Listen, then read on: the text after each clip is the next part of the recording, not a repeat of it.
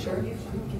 It's like, never mind, I'll do it myself. Okay, good evening, everybody. We have resolved our technical difficulties, so I would like to call the Tuesday, May 23rd, 2017 Gardner, Kansas Planning Commission meeting to order. Everyone, please rise and state the Pledge of Allegiance with me. I pledge Allegiance to the flag of the United States of America and to the republic for which it stands, one nation, under God, indivisible, with liberty and justice for all.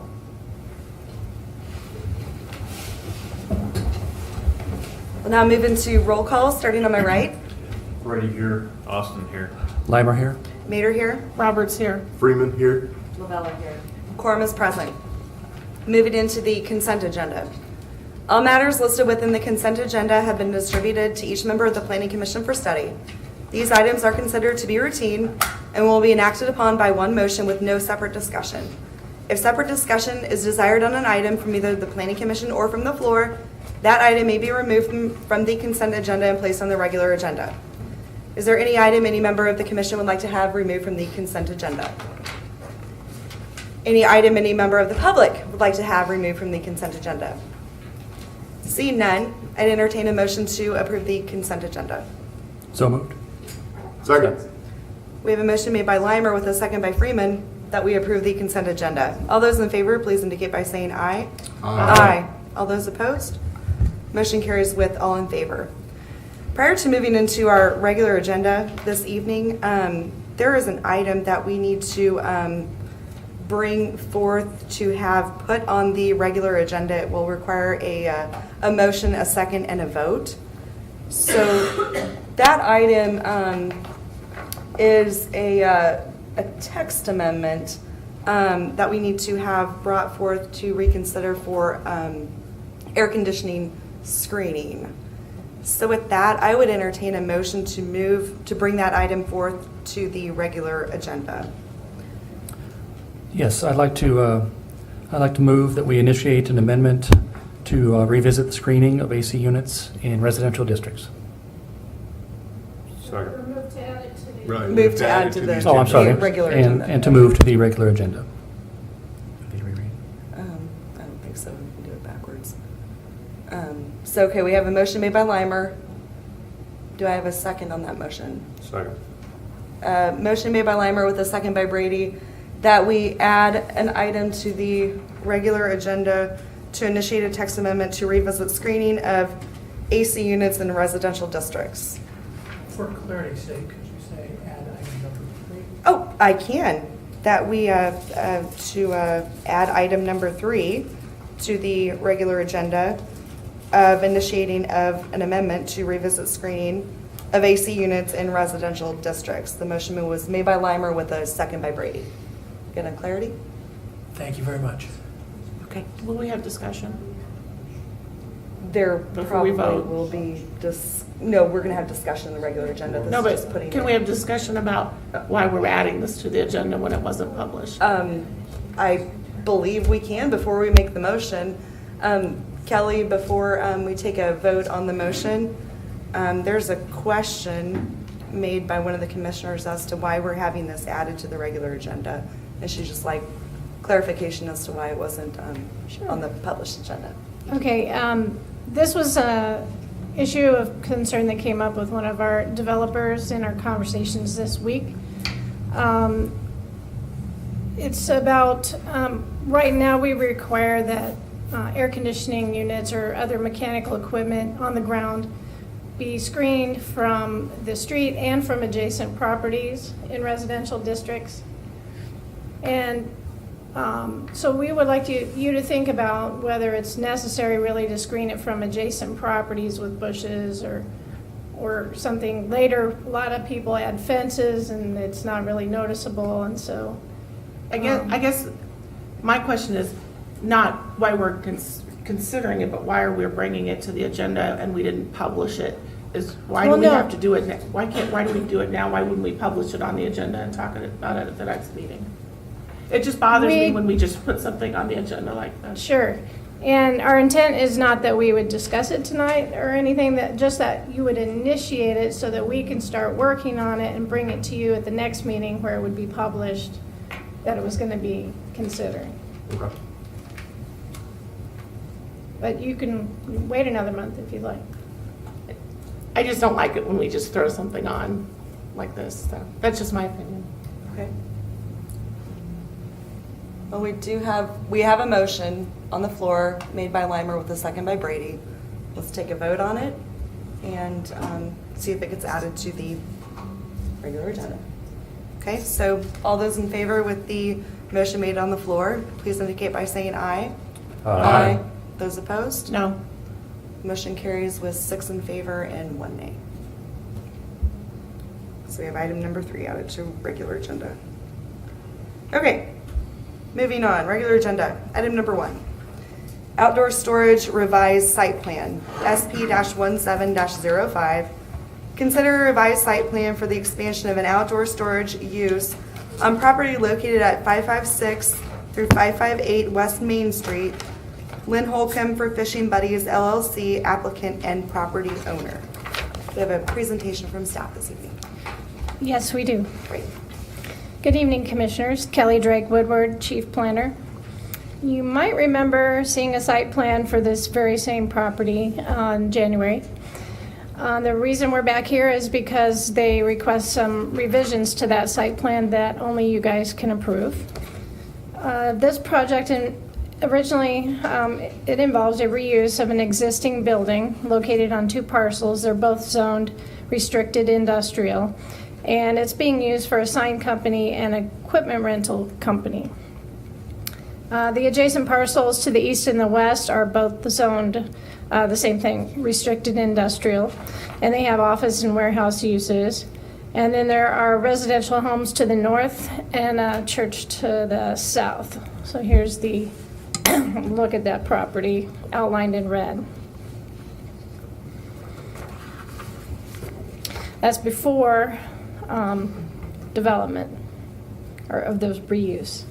So here are some of the pictures of what it looks like now.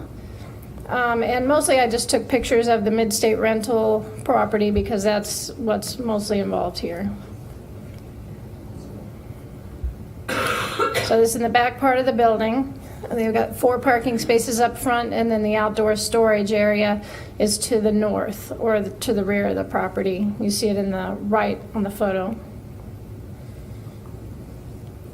And this is standing in that back outdoor storage area looking west. And this is also looking west, and that area of the long vegetation, that's the drainage area. You can see the new fence that they installed between this property and the residences to the north. And there's a gate there in the center, sort of the center. And this is the evergreen screening that they put in that entire backyard area. And this is the east side of the outdoor storage area with the new wrought iron fence. And then the remainder of the deciduous trees that are planted on that east property line. This is a view just from their front driveway looking east. This is a view from the neighboring property to the east, showing the landscaping that's installed behind the privacy fence there. So next to the residences. So this is the site plan that was approved in January. You can see that the area of darker green was the area that you had approved for landscaping. The area outlined in blue indicates the area that was approved for gravel surfaced outdoor storage. Most of that area was existing gravel, but a portion of it on the north part there was new gravel. The area in red indicates portions of the site that are not to be used for outdoor storage. The one at the top there is a required 100-foot setback from the residential area. And the one at the bottom of the slide is the 15-foot setback from the right-of-way. So the 4 new parking spaces and the sidewalks, as you saw, were paved. The other vehicle circulation areas remain gravel. The black dotted line indicates where they were going to put the wrought iron fence that you had approved for screening that outdoor storage area. And then the brown dotted line up at the top indicates that privacy fence. So moving on to what they actually did and what they're asking, or they're hoping that you'll approve. The main change would be to the location and the configuration of that outdoor storage area and outdoor display area, all proposed to be gravel. So you can see a portion of what was originally approved there in the front in the blue lines as a outdoor storage area behind a fence. Now they're proposing to use for just display of things that they think that they'll just take out during the day and then bring back in at night because it's not a secure area. There would be no fence around that area, and nor is it required per our current standards.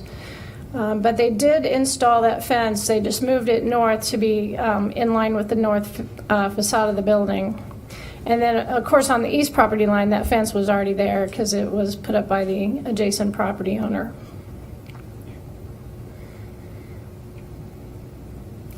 So the area behind the fence would be the outdoor storage area where the rental equipment would sit all the time. And then through the middle of that is a proposed fire lane, or just a circulation lane for getting to that rear door of the building.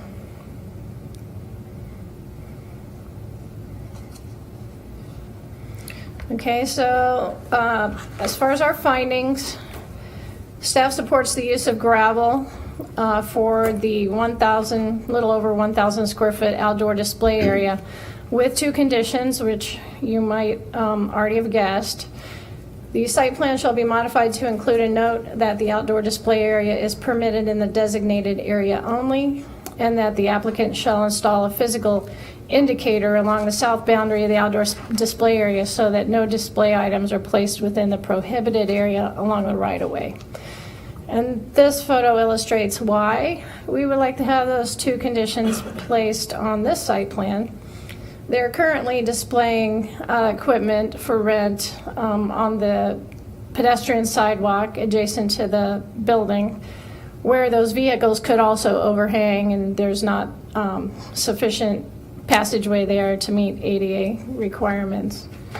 They're also storing equipment in the handicapped loading area there by the handicapped parking space, which is not allowed. And then those vehicles in the bottom picture are within that 15-foot setback of the right-of-way where nothing should be stored or displayed.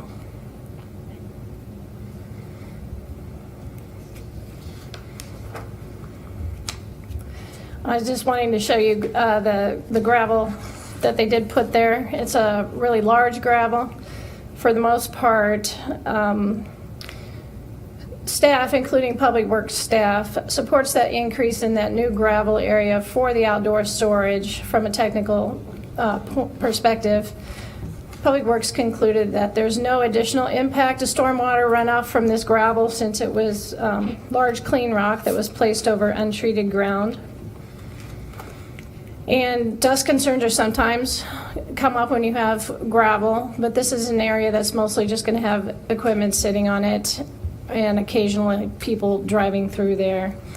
And we felt that the dust, any dust that would be generated would probably be contained by that fence to the north or by the landscaping, the very dense tree cover that's on the east side. And then there's a fence on the west side too.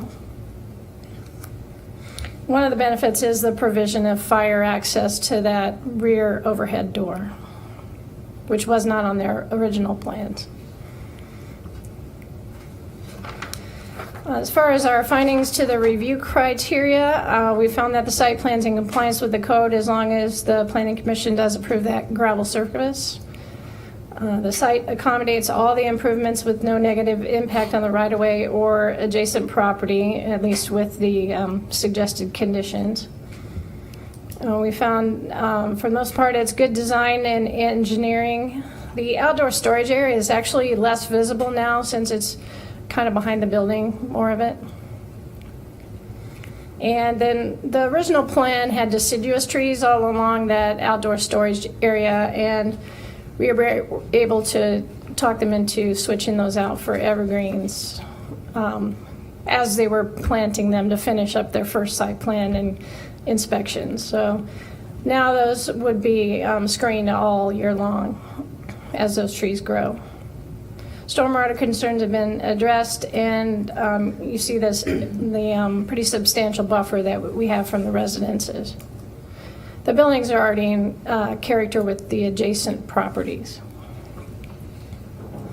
So we would recommend that you approve the site plan as proposed, subject to the two conditions regarding noting on the site plan that the outdoor display is permitted in the designated area only, and that they should put some kind of physical barrier or indicator, maybe like, you know, railroad ties or curb, those car curb protectors or something to delineate where that outdoor display area is, so employees don't inadvertently place items in the area they're not supposed to be. And there's your recommended motion. Great. Thank you, Kelly. I don't know if we have the applicant with us this evening. If there's anything they'd like to add. I did hear from Lynn Holcomb and Eric Hughes that they were not able to attend today. I was hoping that the renter, the business owner, would be here, but apparently he's not here. Okay. Okay. All right. Thank you, Kelly. So, commissioners, any questions or comments for staff? The staff report indicated that the gravel, or actually a comment in response to one of the Public Works comments, stated the gravel was placed over untreated ground. Do we know, was it just dumped out and spread, or did they do compaction of the soil? Did they compact the gravel? Because without that compaction, it's not a fire line. Fire lines have to be all-weather, able to support a fire apparatus, and if it's just gravel over normal dirt and it rains, you shouldn't drive a fire truck over it. That's a twofold answer. So there was partial compaction upon where the fire lane was supposed to be. They did not compact the rest of it because they were trying to maintain the permeability of the ground, because otherwise they were going to have detention. And so they did, where the fire lane is shown in the middle of that roadway, that was driven over and compacted somewhat. They didn't run a sheep's foot over it, but they did run compaction over it.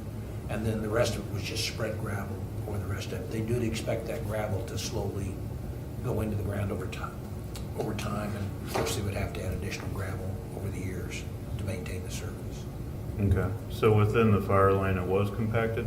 Did I understand that? Yes, sir. Okay. And is there any expectation from, and maybe this isn't what we're looking at, but is there any expectation from the fire department that that be identified so it remains clear?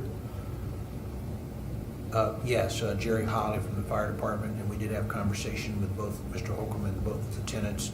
They needed to understand that if they park in that area, it's parked right along the back of the building, and along the back of the gravel area, the middle remains clear. Okay. Do we know anything? As does the area right in front of the gate, which is in the middle of the fence. Right. Do we know anything about their plans for maintaining the new gravel, keeping it from growing additionally or becoming a mud pit as it settles in? I haven't talked about that, no. No, I haven't heard anything from that on them either. Did I, on the picture, and this is, I'm curious, the picture of the trees and the evergreens along the side, did they planted those all the way to the back fence? Is that correct? Or is there a 100-foot gap in the trees like are shown on the site plan? They did not plant them all the way to the north property line, along the east property line, is that what you mean? Yeah. No, it stops just past the outdoor storage area that they'd like you to approve. Okay.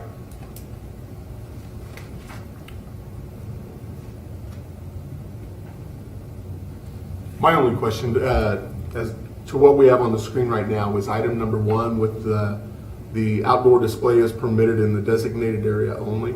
I'm just wondering if that is a designation that would be unique to this particular business and property. And I understand the reasoning behind it, but as I consider other business, even in our Main Street corridor, we have outdoor storage and displays up and down the street, and I wonder if they also have to apply with any sort of designated area for storage, or if we're setting an unfair rule on this property because they've gone through the planning process in a more recent fashion.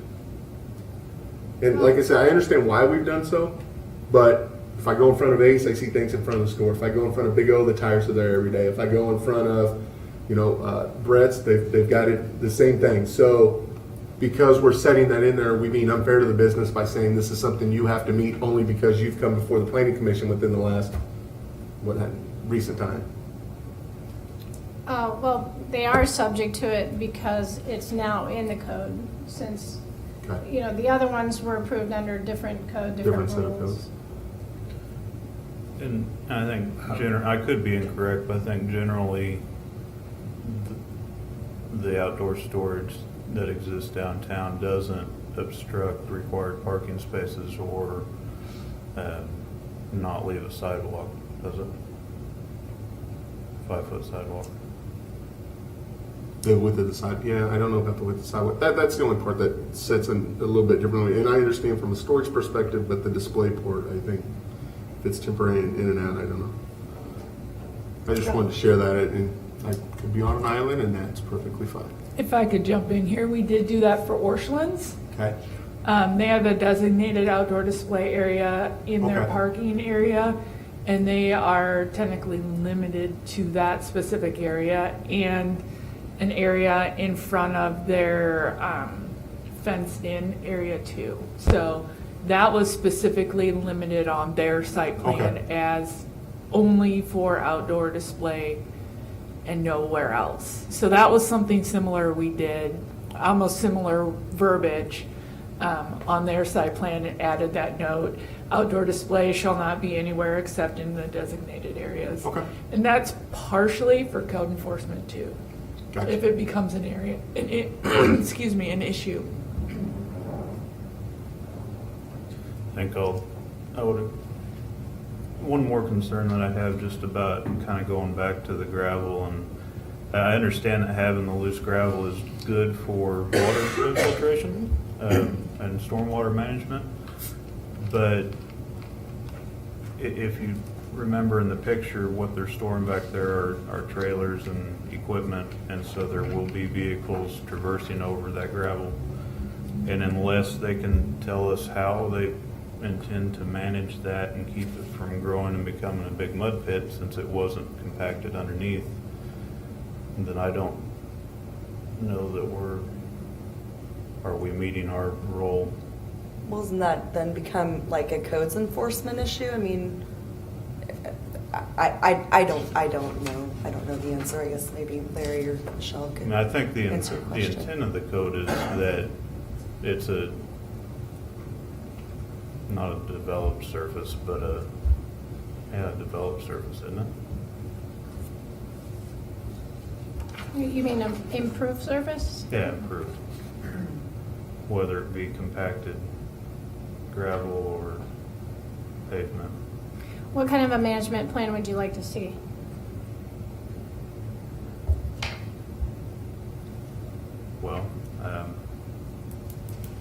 guess I would say any at this point. You know, how often are they gonna bring in new gravel? Are they gonna compact it? Are they gonna monitor it? Is there any way to keep it from growing even bigger on the property every time they add new gravel to it? There's no curving or edging along it to keep it from growing. You know, do we, 5 years from now, does it go all the way to the back property line? How do we manage that as a city? And do we manage that as a city? Do we need to manage that as a city? But I think that might be it.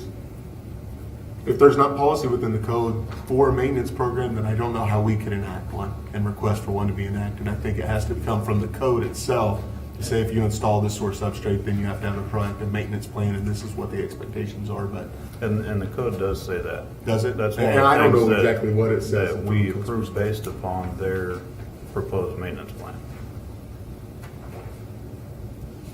I believe.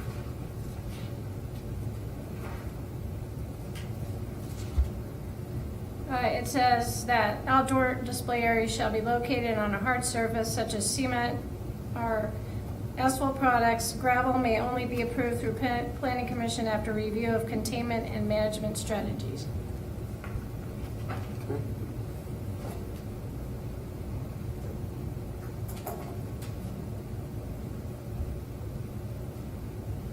Are you thinking this should be reviewed on an annual basis? And if there's a deficiency, that it be addressed?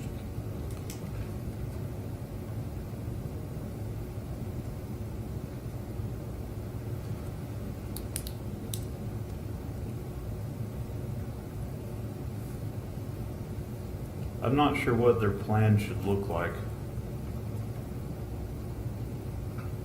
But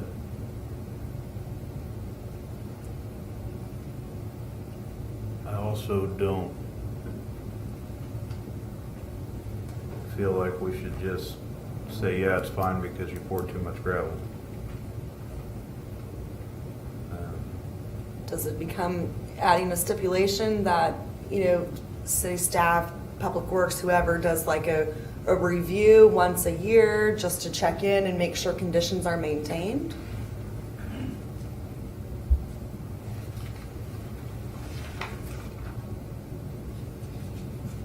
Is that an option? Just throwing it out there.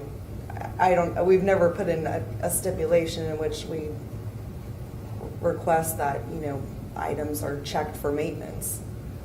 Well, there is a section that Kerry Butler, our code's enforcement officer, uses for existing gravel driveways at residences, that if we find they are turning into mud pits or they're not being maintained, then Kerry has the authority to write a response letter, first of all, addressing the issue, telling them they have to maintain it or otherwise take care of the issue, and then they have a certain amount of time to do that. If not, then there's a citation issue, and they're taken to court, and the court decides the matter.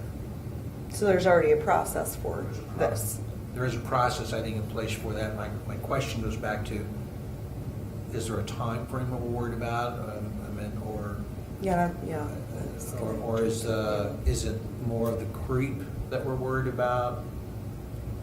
Because I'm thinking that the guys, if it starts getting bogged down, they're gonna put more gravel in there just because they don't want to work in the mud. You got big trailers in I'm there. more concerned about the creep issue than I am about adding gravel.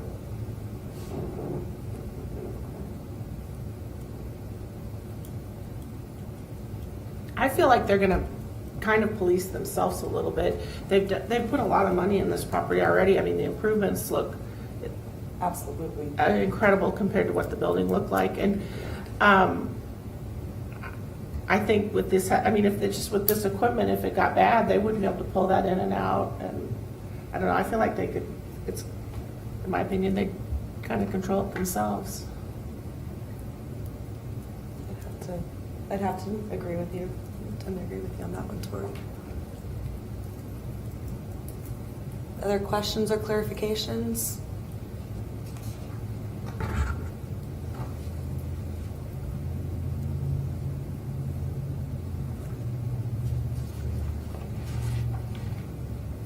If we don't have any other glaring, questions or comments, and Brad, I want to make sure, you're comfortable You brought up a good point, but I feel, I don't know, just, it seems like there's already kind of a plan in place to monitor, from Public Works City side of the house, and Tori made a great comment that they've done phenomenous, improvement over what was there, and there's no way you could pull that stuff in and out if it was a mud hole. Seems like they'd self-police, but there's always, if we need to, if it seems like, having a stipulation in here for like a check once a year would be appropriate. We can do that too, just throwing I guess- some ideas out there. Yeah, from my perspective, I don't necessarily agree that you can't pull things in and out of there if it gets muddy.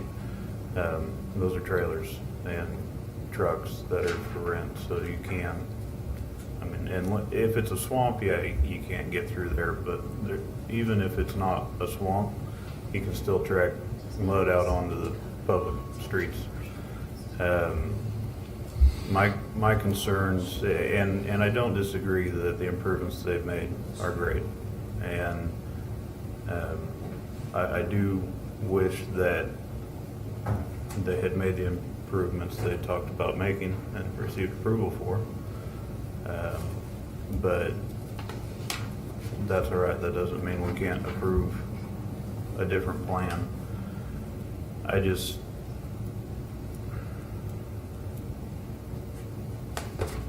I feel like we're going down kind of a slippery slope of setting precedents in using more gravel, and if that's not the direction the city wants to go, then we need to be cautious about what we allow without actual plans in place.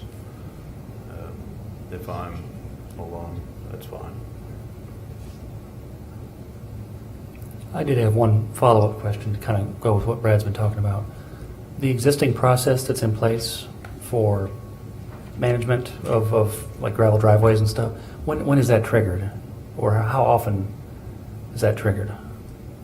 It's basically complaint driven. Okay. So that if someone calls in a complaint, or if we're driving down the street and we Right. see it, it can be officer complaint driven. Okay. I'm trying to find the code section for you here. Okay. Brad, would that be something that would Be a line somewhere, because over time, when the gravel does get compacted, then you do lose some of your stormwater runoff through it and infiltration through it. Again, that's over time, it's down the road, but I just think that I don't want to set the precedent of it's okay to expand exponentially or to whatever extent, if that's not the intent that the city's trying to go.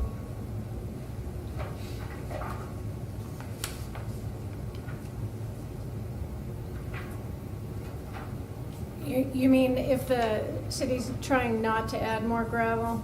I mean, I think this provision was put in the land development code so we'd have a little flexibility for, like, I know like Olathe Fort RV has a gravel storage area and they've also increased it. I'm not sure if they did any containment strategies there.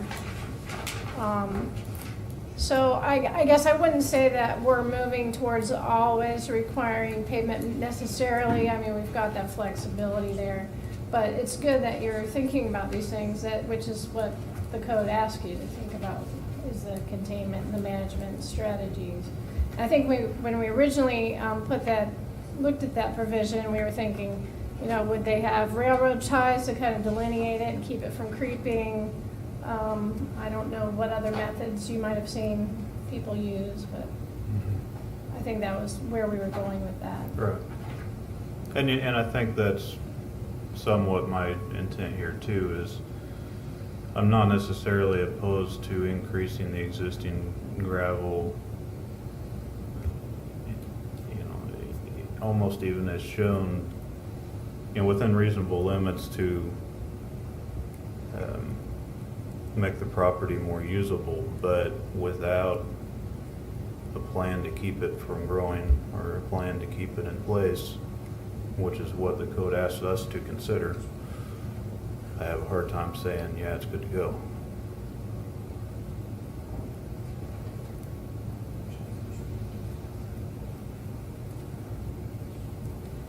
Okay, in our Land and Structure Maintenance Code, Chapter 860, Section E, gravel parking surfaces must be maintained in good condition, free of vegetation, mud, dirt, and other material not defined as gravel. Pre-existing gravel driveways and parking areas are not permitted to be expanded with gravel and must be maintained with sufficient gravel to prohibit vegetative growth, mud, and dirt, as well as ponding of water.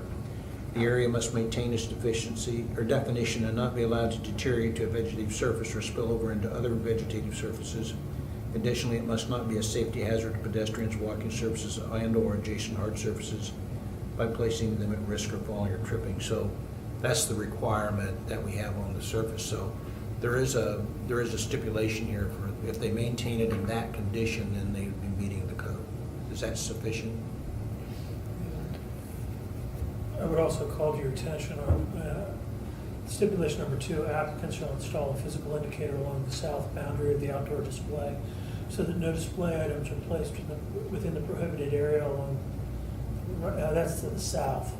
That's not to the north, my bad. That's right. Because part of the question is, if you look at the previous map, it shows that there's a green area, there's a 100-foot outdoor setback required from that residential area. So any creep would enter into that area. I mean, with regard to creep to the north, which appears to be your concern, would violate the setback. Right. Well, I think this discussion's been helpful. I think we should go ahead and make a motion.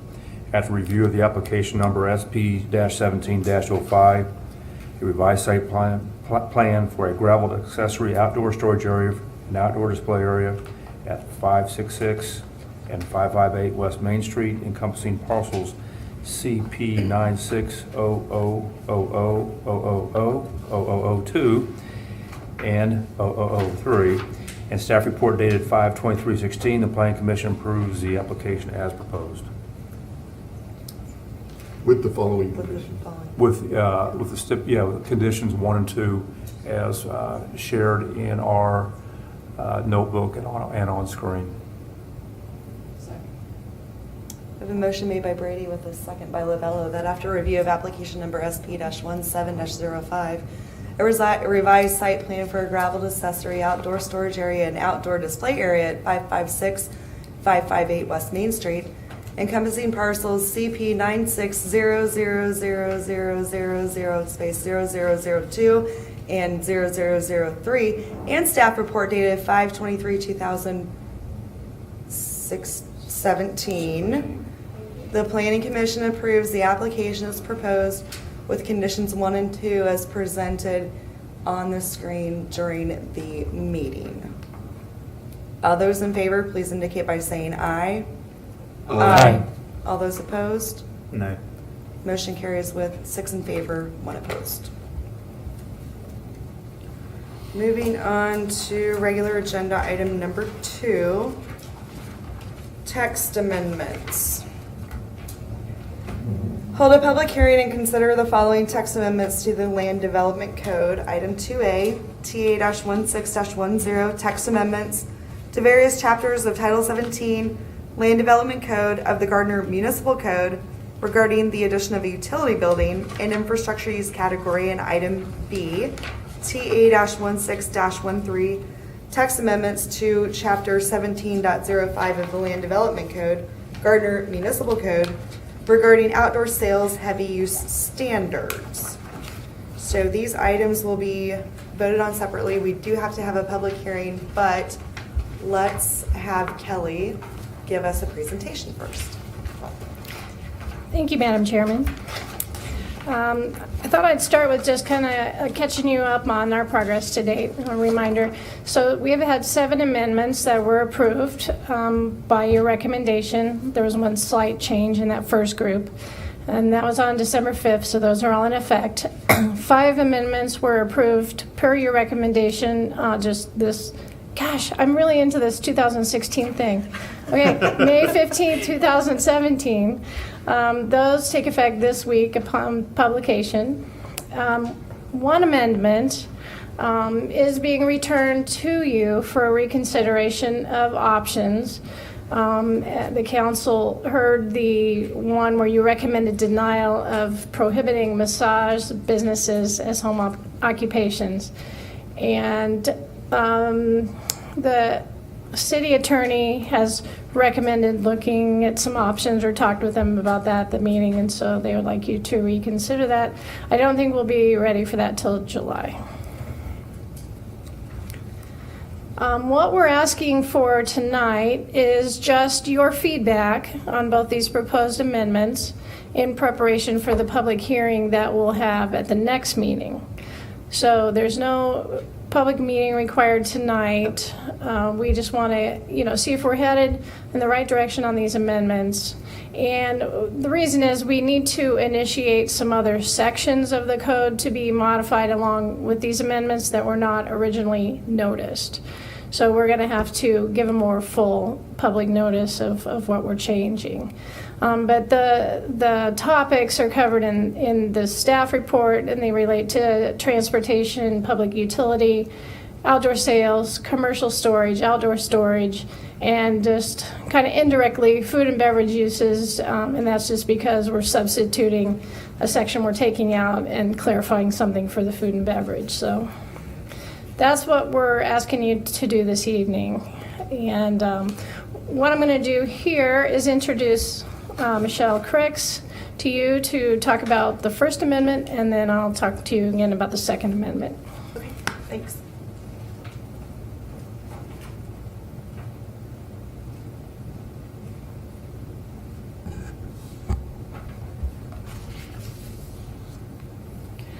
Good evening, Ms. Chair, members of the Planning Commission. My name is Michelle Cricks, planner with the City of Gardner. And this evening I'll be discussing case TA 1610, an amendment to the Gardner Land Development Code pertaining to public utility facilities. Currently, the Gardner Land Development Code does not address the public utility facilities, and staff is proposing the following information to guide the development of public utilities if needed in the future. Staff is looking to the Planning Commission for feedback to incorporate language for public utilities into the Land Development Code. Items for discussion regarding this issue include amending section 17.05.020, which is the general zoning standards allowing public utilities for having multiple principal buildings on the site. So you'll note it here on the screen that will include language in the 3C to state that retail, service and employment, communication and utilities, or industrial buildings integrated into a complex under a single approved site plan or development plan to be allowed more than one principal use building.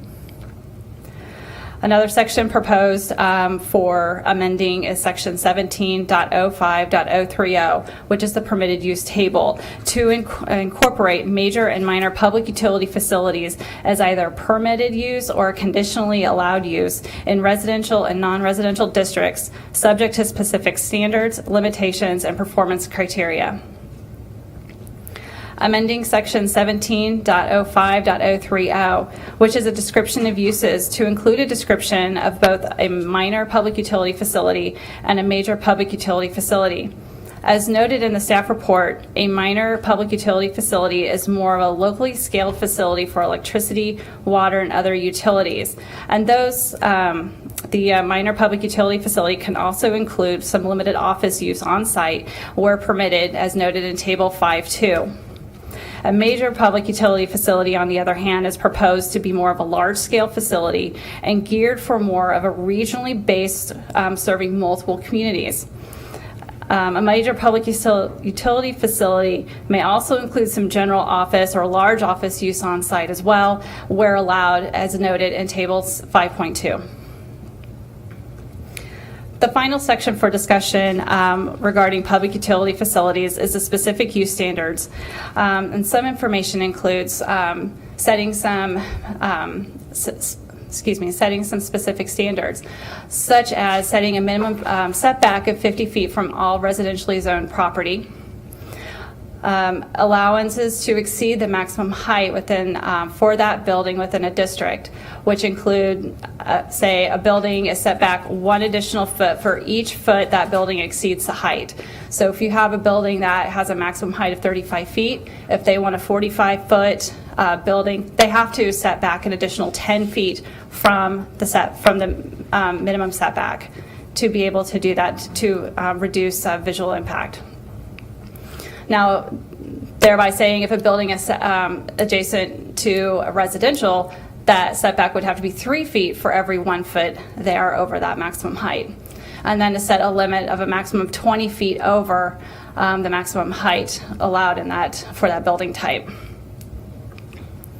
Additional standards would include buffering requirements as noted in the code 17.08.030B.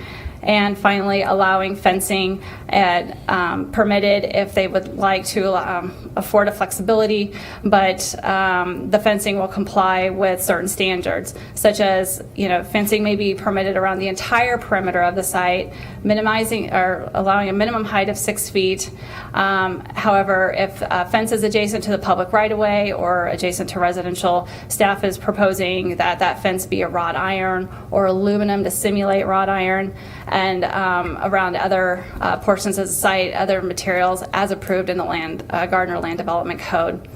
And razor and barbed wire shall not be permitted as an appropriate fencing type.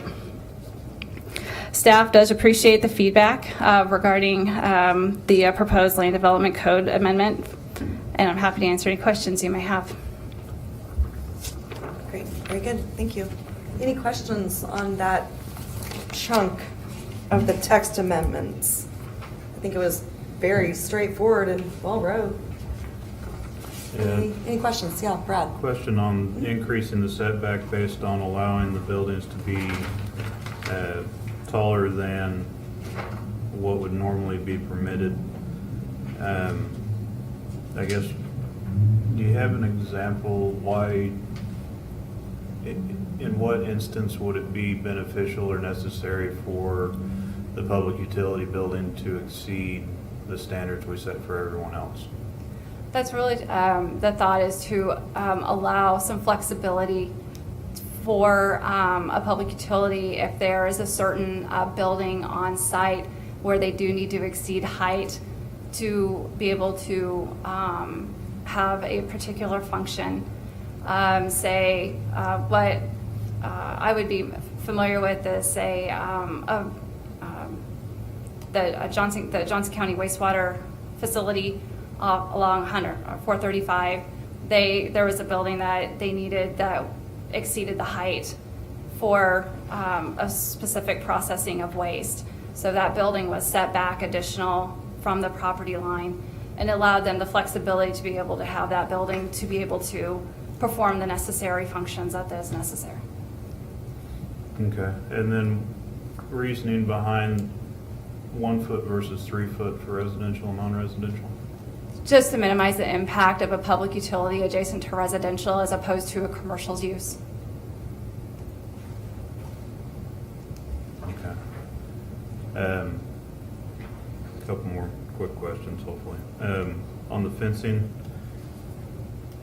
why would we limit what type of fence they could use between themselves and a residential property if the residential property could use a different type, such as residential property can build a cedar fence? Why would we tell the utility company they couldn't build a cedar fence? It goes back to the reasoning is to minimize the visual impact since there's multiple fence types allowed, that a more decorative, visually pleasing fence be adjacent to residential and along the public right-of-way. Yeah, but I guess the way it's written right now, you can only use wrought iron along the public right-of-way and residential, but in the residential area, a home builder could use any number of fence types. So personal opinion, I don't think we should change the standard for the utility property to limit their options if their neighbor can do something different. But that's just my personal opinion at the moment. It could change later. On the razor wire and barbed wire, have you received any pushback from various utility companies on that? Or is everyone okay with Kansas Gas Service or whoever? In general, the use of those two facilities, we already don't allow either of those two fencing types in general in the city as a normal fence type because they have specific uses such as high defense areas or agricultural areas in the use of barbed wire. But even though we allow agriculture inside the city limits, we do not allow barbed wire currently. Same thing with the razor wire. If there would be an overriding need for something in a specific area for a defensive purpose, that can always be brought to the Board of Zoning Appeals to be decided upon. But in general, those two types of fencing in almost every city that I'm aware of are not allowed, simply from a safety point of view, especially razor wire. I mean, its name implies what it does. Right. If you get caught in it, you're going to be severely hurt. Yeah, and I guess what I was envisioning was where they put it at the top of the chain link fence. But, okay, understood. Thank you. That all your That's it, questions? yep. Okay. Anybody else have questions? It looks like we're just entertaining feedback, no motion, just feedback on item 2A. Anything else you guys would like staff to take a look at? Okay. Thank you, Michelle. Appreciate it.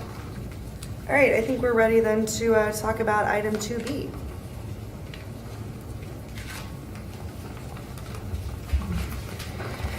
Okay, there, we're now talking about outdoor storage. It's kind of helpful that we had a site plan dealing with that very topic. Exactly. Okay, beginning with some changes to the use table. For outdoor sales limited, that really is an accessory use, and it should have been classified as an accessory use subject to additional standards in the table. So the first line is just correcting that. The second line for outdoor sales seasonal, we were discussing this as staff, and we're like, well, really, what's the difference between that and temporary use for, seasonal merchandise sales? So we would propose that we would eliminate that land use and handle that through the temporary use standards, and I'll talk more about that. The changes made to the rest of the categories that you see there is just to add the asterisks indicating that there are additional applicable standards, and so it's just kind of helpful clarification for the reader or the user.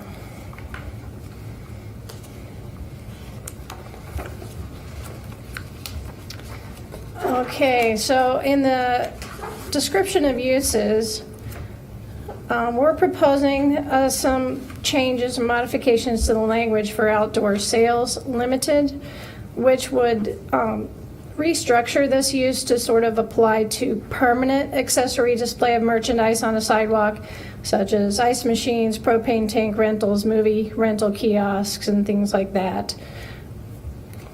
So it's limited as to where it is, not so much before we had kind of limited the time frame. And there again, we're thinking that things that are limited to a time frame would be handled as a temporary use instead.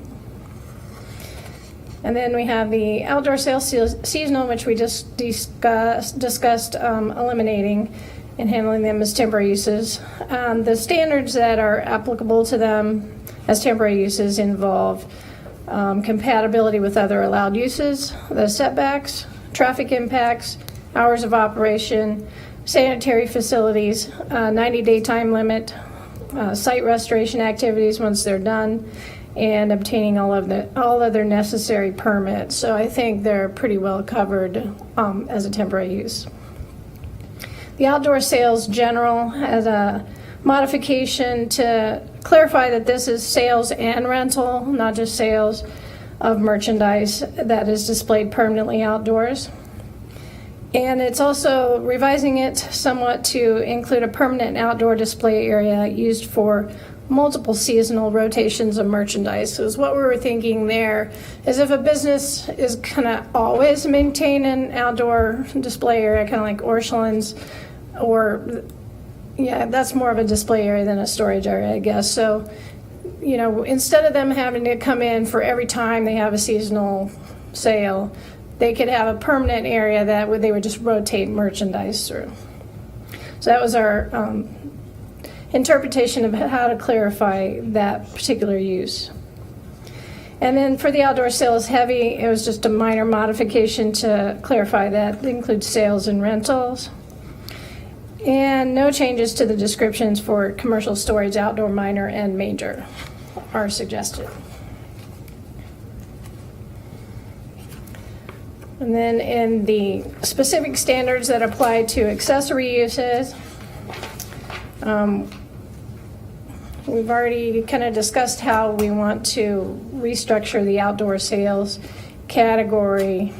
What we're doing is we're eliminating the categories that deal with accessory outdoor display areas and accessory outdoor storage areas, but taking those standards that were under those categories and putting them into the uses that are actually in the table. We just kind of had these miscellaneous standards in our former code for outdoor display and outdoor storage, and they didn't get put into the use table, so it just made it unclear to what they would apply. So we're trying to clean that up. So these are the 4 different uses there on the bottom where those standards got incorporated, and I'll show you how we did that. So this is how it would read without all the corrections and everything that you see in your staff report for accessory uses, subsection I, which deals with outdoor sales limited, where they're permitted as an accessory use subject to additional standards.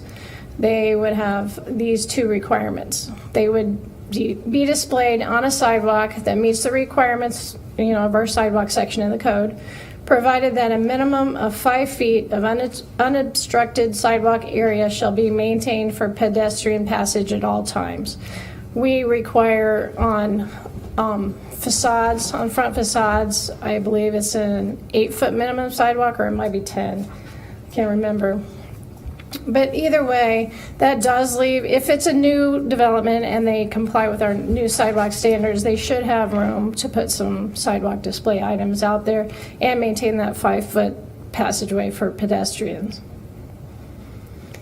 And goods should not be placed or located where they will interfere with pedestrian or building access, clear vision areas, or required vehicle parking. That's for in a situation where you have those stops for cars, but they overhang the stops, and so you wouldn't want the things to be pushed maybe to that side of the sidewalk where it would interfere with parking in some way. So the items in red are the change language. This is just a minor, it looks like a minor correction, but it has some very major impact, I guess, for outdoor storage of materials, products, and equipment in residential districts. This is a standard we've had in our code and in the former code, but then it always becomes an issue with our code enforcement personnel where they're enforcing this in the R1 and R2 districts, which is what it says in the code, and then they're going, well, what about the mobile home park districts, and what about apartment districts, and if these things are happening there, she doesn't have the ability to address them. So we're suggesting that you change that from R1 and R2 districts to residential districts.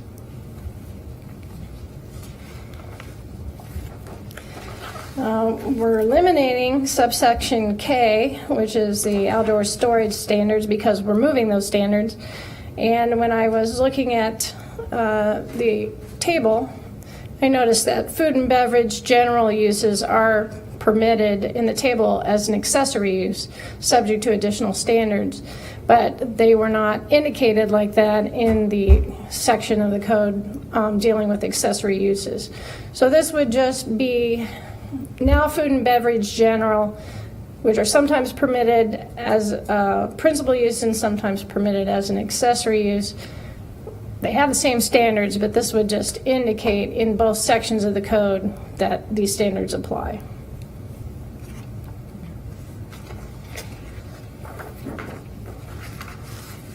Okay, this is the specific use standards of subsection H for outdoor sales. And so this is how it would read. Standards 1 through 4 are from our existing standards for accessory outdoor display areas. No changes. Standard 5 is from our existing outdoor sales heavy standards. So now it would apply to both the general and the heavy outdoor sales. But that just says no goods shall be displayed within the public right of way. And then the rest of them, items 6 and 7 are also from our existing outdoor sales heavy standards, and that relates to lighting and full cutoff design and dimming them when they're not needed for security purposes during non-business hours. And then standards 8 and 9 are back again from the accessory outdoor display area standards. So all those standards, as I said, were maintained. The only changes are in red, just combining them under the uses to which they really apply.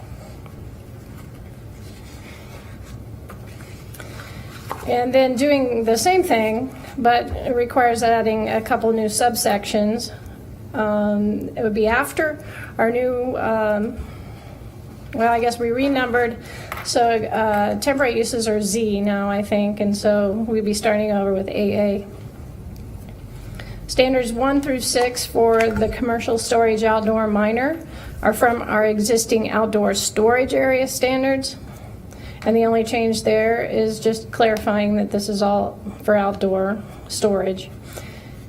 And then number 2, we're suggesting a 50-foot setback from residential zoning districts for the outdoor minor storage uses. And the reason for that is it mirrors that same kind of requirement we have for some of these same activities associated with convenience stores that might be storing vehicles or other things temporarily behind them when they have like service, services that they that they do, like repair services. And for the minor ones, we're suggesting that the material should not be stacked higher than the screening. And then here's the similar version for the outdoor major storage areas.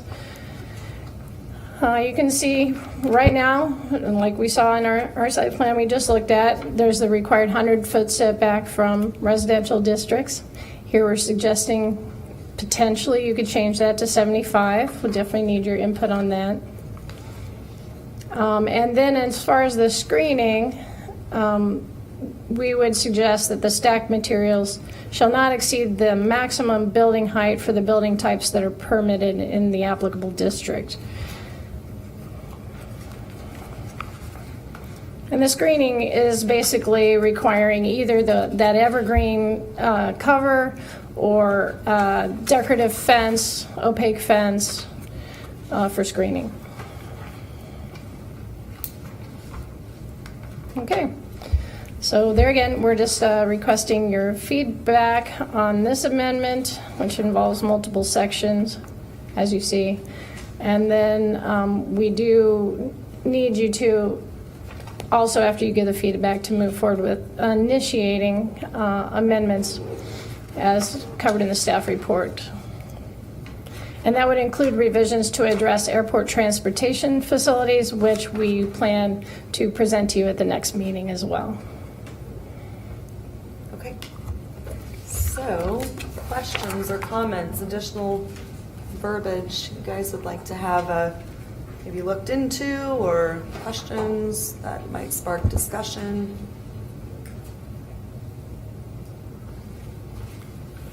I have a couple. Go ahead.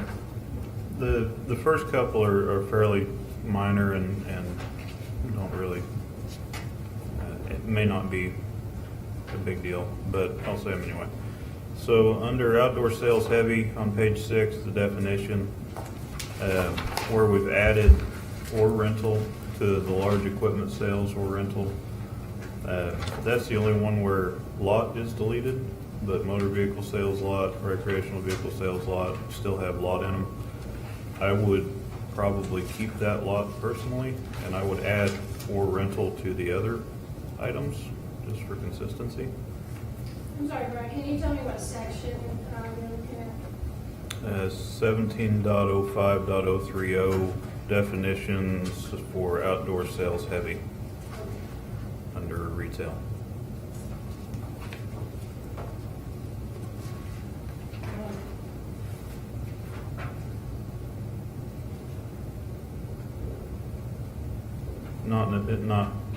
Not a substantive change to the code. You're gonna keep the word lot.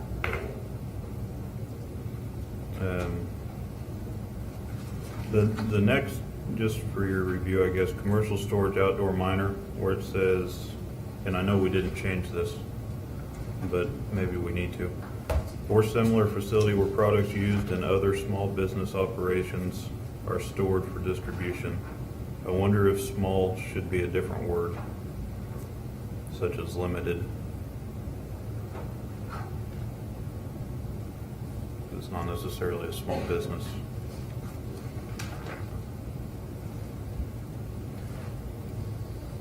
Okay.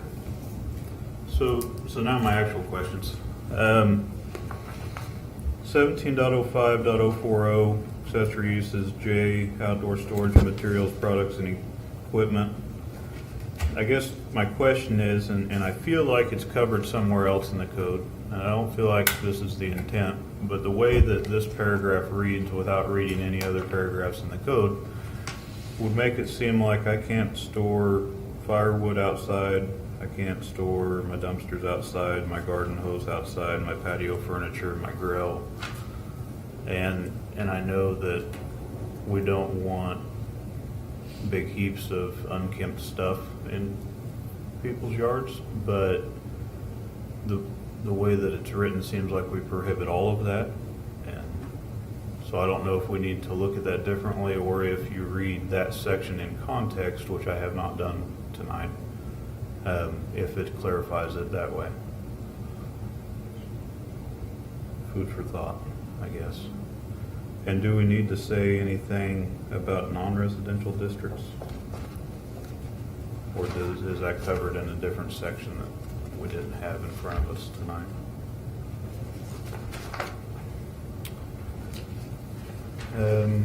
If we go to 17.05.050, specific use standards, H, outdoor sales, general and heavy.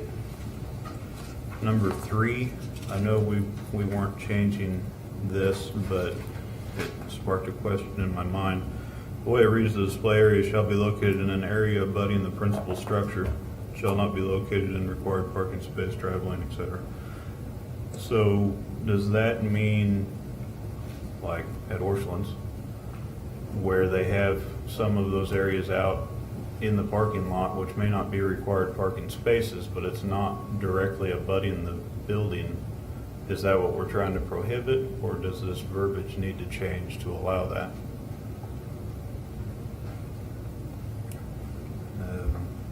Under AA, commercial storage outdoor minor, and this is the same for AA and BB. On the first item where it says outdoor storage area shall be located behind the front building line of the principal building, I think that verbiage worked when this was accessory, but if it's allowed as a principal use, what if there is no principal building? Do we need to reference the setback lines or something along those lines for an instance where it is just a lot without a principal building on it?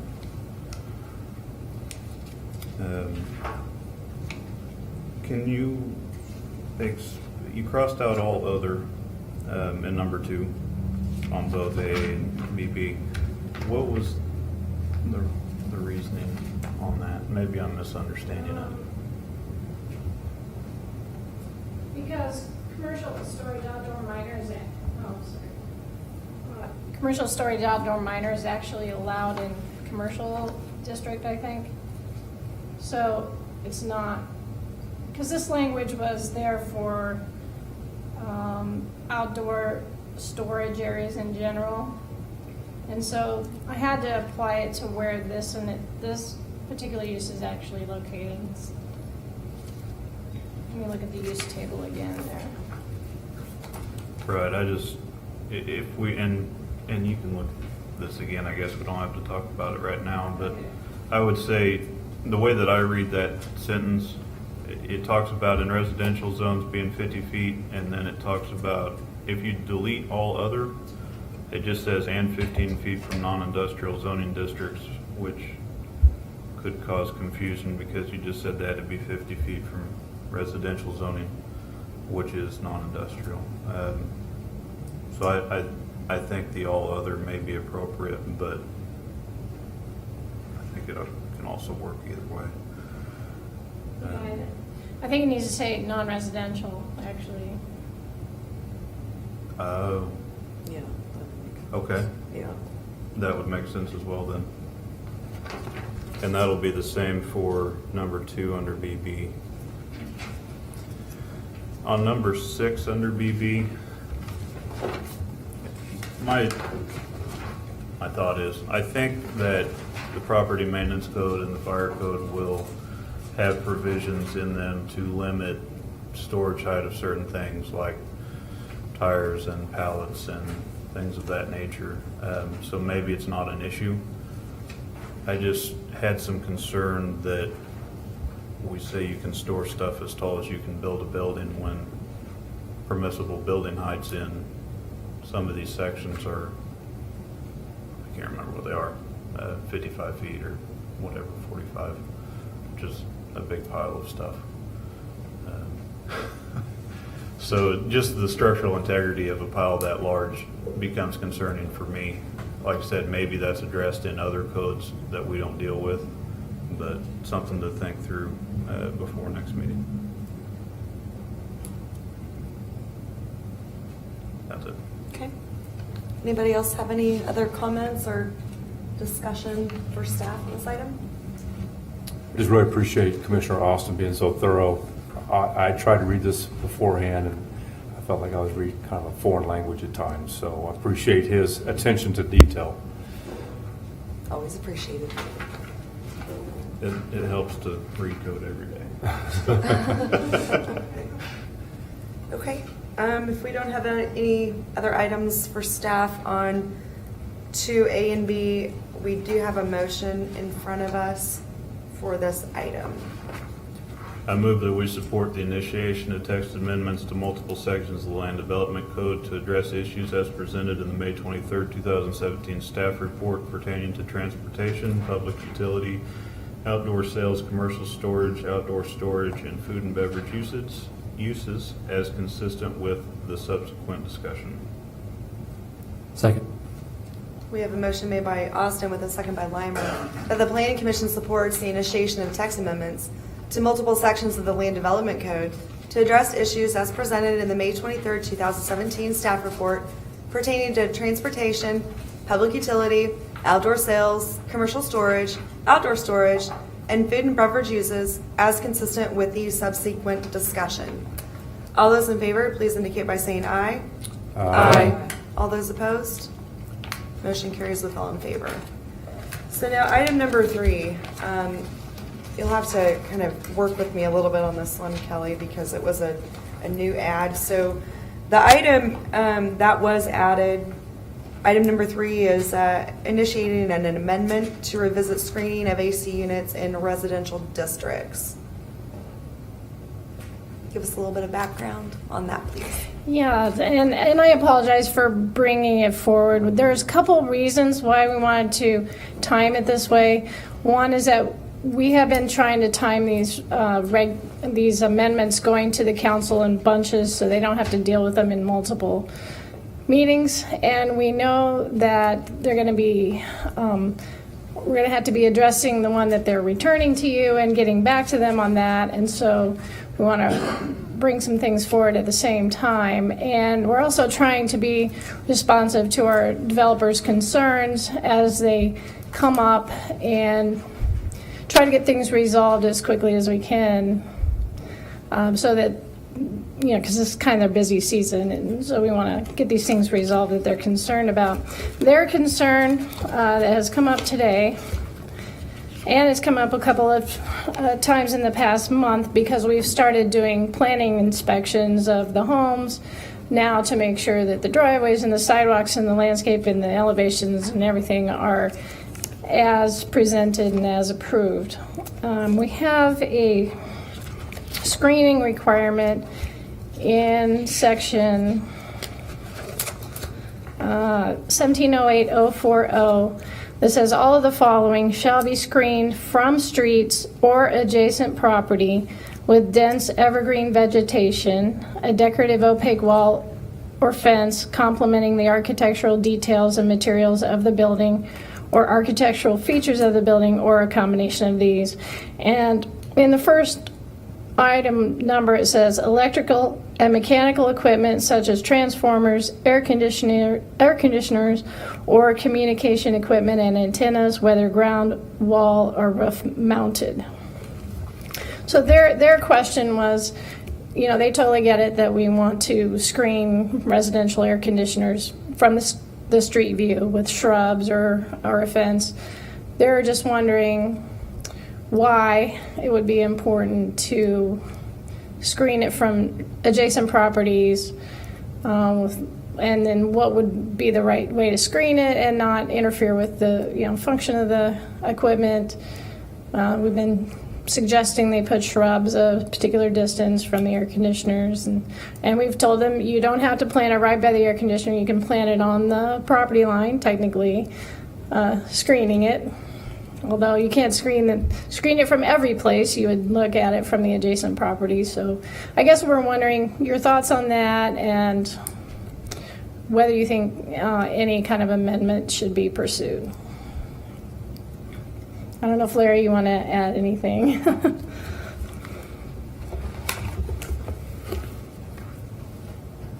Again, we're trying to be responsive to several different builders in the community over the last month or so, when we've been incorporating the new code, and they're getting more used to the plotting requirements, the siding requirements, and the things that we've added. The screening of the equipment, the latest example is the equipment was actually behind the third car garage, so it's not visible from the street at all. It's on the end of a cul-de-sac. The property behind the house is basically pasture out in the Gardner Lake area, and it's doubtful that would not be built on in the next foreseeable future. So the only thing you've got is maybe one house to one side that might be visible. And if you put up a privacy fence, which you don't know if the homeowner's going to do that, but if you put a privacy fence, then it'll screen it at ground level, but of course, from a deck or from a second floor, you're still going to see it even with bushes. So the question is it really necessary to have that screening there, based on several factors, one of which is we're not sure what the future homeowner is going to do to the property back there. Of course, some property owners don't like fences, and so then of course the requirement for the screening might be something nice for the neighbor, but it's just a question that we've had come up. There are various changes in that description, but in general, it's the same theme. If this thing is located in a pretty unconspicuous area and can't be seen from the street, does it really need to be screened?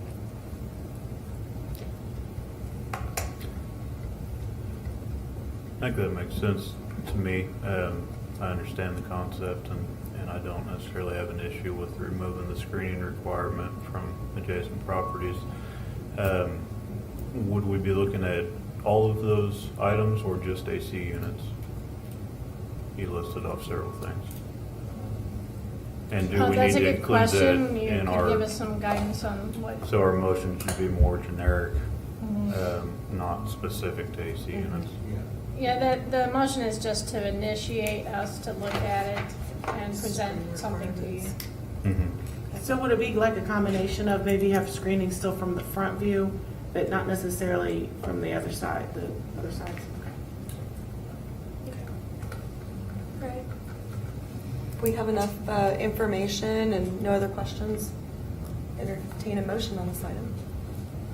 I move that we support the initiation of a text amendment to the Land Development Code regarding screening of equipment in residential zones. Second. Motion made by Austin with a second by Freeman that the Planning Commission supports the initiation of screening as stated by Commissioner Austin in residential areas. Okay. All those in favor, please indicate by saying aye. Aye. Those opposed? Motion carries with all in favor. Okay, that is the end of the regular agenda. Do we have any discussion items or anything else from staff this evening? I have one item, Madam Chairman. Some of you serve on advisory committees for the city, and the city is having a all advisory committee retreat, which will be Thursday night of this week, and I believe my memory serves me right, it's 6:30, is that correct? 5:30. 5:30. Thank you. 5:30 is the start time. The Planning Commission is not an advisory committee, but I would say to you that each and every one of you would be welcome to attend if you would like to.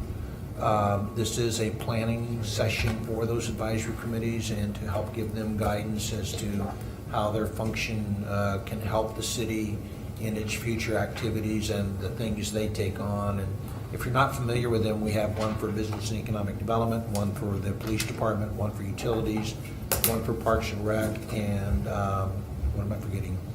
Streets, sidewalks. Streets, sidewalks, and then an ADA one. Yeah. So, So if you have some interest, just let me know tonight, and I can add you to the list. We are having some refreshments and food for that night, so I just want to make sure we have enough for everybody. So if you'd like to attend, I'm sure that you're more than welcome to come. So it would be here. I think we all received invitations. Yeah, Yeah. yeah. Yeah. There was an And a email reminder. sent. I just thought this would be a Okay, nice well, reminder. that's good. I wasn't sure that you Yeah, had. give Larry an because- opportunity. We appreciate the to have opportunity. floor. I mean, I that's plan the- to be here. Larry. Yeah, me too. I'll be here. Okay. We don't have any other announcements? Just Oh, a wait, request Sure. from staff. I'm not the smartest guy in the whole world, and I counted 17 different abbreviations in the packet today. And I've been on this thing for 3/4 of a year. I don't know what all these mean still. SP, TA, PP, FP, RF, FCC, AICP, LL. I need a cheat sheet, a glossary, an abbreviation chart of some sort. Over time, I think I will get the swing of all this, but my guess you guys can put that together in 30 minutes or less. Yeah, planners are pretty guilty of acronyms. So I understand that and I do respect that. Thank you. Okay. All right, anything else? Not, I would entertain a motion to adjourn for the evening. So moved. Second. Motion made by Austin with a second by Limer that we adjourn for the evening. All those in favor, please indicate by saying aye. Aye. All those opposed? Motion carries with all in favor. Meeting's adjourned. Have a lovely evening.